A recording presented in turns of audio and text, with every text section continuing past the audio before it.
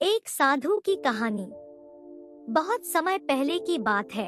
एक सुंदर जंगल में एक साधु रहता था।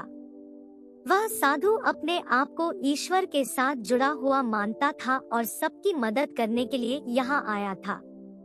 उसकी आदत थी कि वह लोगों की समस्याओं को सुनता और उन्हें समाधान देता था। एक दिन एक व्यापारी उस साधु के पास आया और उससे अपनी दुखद कहानी साझा की। व्यापारी को अपने कारोबार में बहुत दिक्कतें आ रही थी और उसे सफलता नहीं मिल रही थी।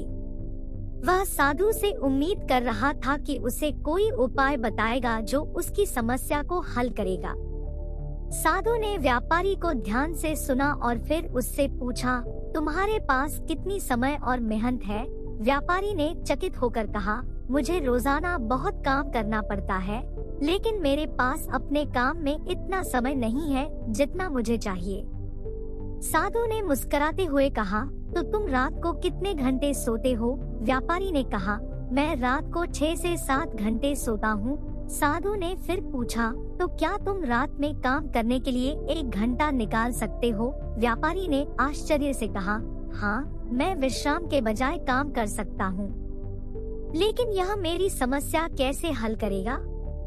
साधु ने मुस्कुराते हुए उसे बताया, तुम रात के 1 घंटे को काम करने में लगाओ और ईश्वर को ध्यान में रखो।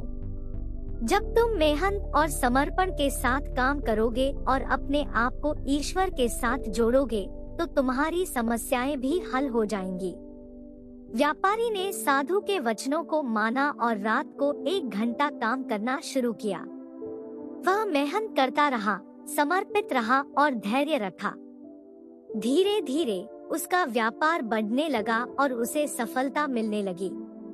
उसने अपने कारोबार को बढ़ाया और धनी बन गया।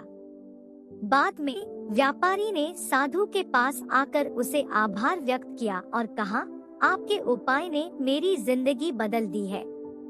मैंने अपने जीवन के संघर्षों को सामरिक बना दिया है और अब मैं सफल हो रहा हूँ। आपकी मदद के लिए मैं आपका आभारी हूँ। साधु ने प्रसन्नता से कहा, मेरे द्वारा दी गई सलाह ने तुम्हें सफलता दिलाई है, लेकिन यह तुम्हारे मेहनत और संघर्ष का फल है।